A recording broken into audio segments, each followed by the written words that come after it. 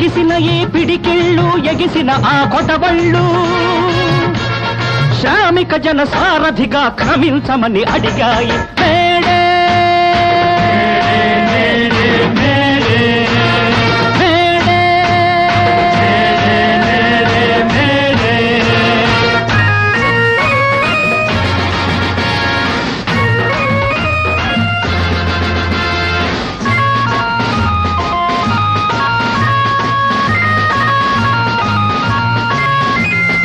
ఎన్నెన్నో దారులలో చీలిన మన ఉద్యమాలు, ఎన్నెన్నో తీరులలో చెమటోడ్చే శ్రమజీవులు ఐక్యంగా నిలవాలి, కథనానికి కదలాలి, సామ్యవాద సాధనకై సమరం సాగించాలి.